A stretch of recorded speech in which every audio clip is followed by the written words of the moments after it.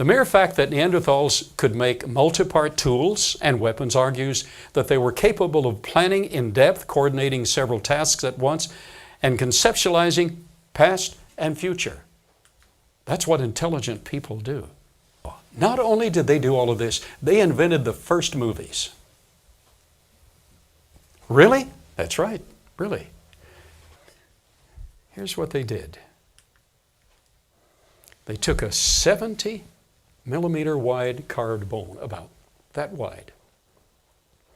On one side, on the left, they carved a deer in the meadow, standing.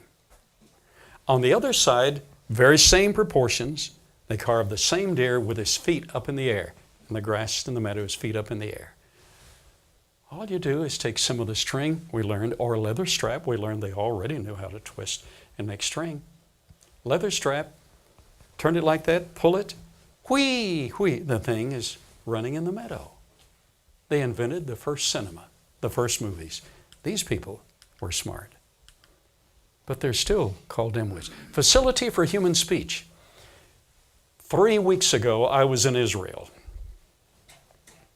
I stayed over a week after our team flew back to the United States. I stayed deliberately to make some telecast, and I wanted to visit a cave, the Kabera Cave in the Haifa area, the Carmel Caves. In the early 1930s, this cave was excavated, but in 1982, the most complete postcranial Neanderthal skeleton, that is from the skull down, was discovered, nicknamed Moshe, or Moshe, as they would say. The skeleton preserved a large part of the vertebral column, identical to ours, ribs and pelvis, and the hyoid bone. What did you say the hyoid bone was for? Speech. It's above the larynx, the vocal cord, the vocal box. It's above that, so you can shape the tongue in any form you want and make any speech you want. You can whisper, you can yell, you don't just screech like an ape does. They had the absolute ability to say anything they could conceive. And that's the illustration of the hyoid bone. There's the larynx system and the hyoid bone.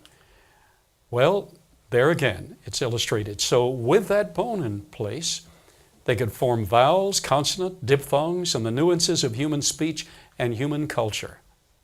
This is the cave where it was found. I was there. I looked on it at about this distance, and that tree has grown up quite a bit now. But let's look inside. There it is inside. That's where they lived. Not a bad place. When I was a kid,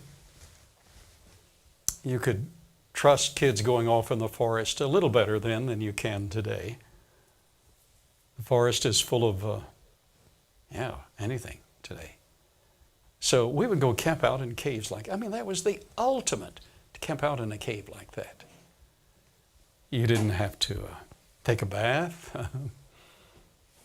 didn't have to make your bed. You can just curl up in a corner, make a fire and roast wieners until they ran out, and then you went home. We all have had privileges like that. But not only that, not only all these things that I've mentioned, they developed the world's first shopping center. In spite of these Ice Age conditions that severely restricted travel and mobility, industrious Neanderthal people traded jewelry, made costumes, and cooked with utensils and spices. Wow. They were brilliant.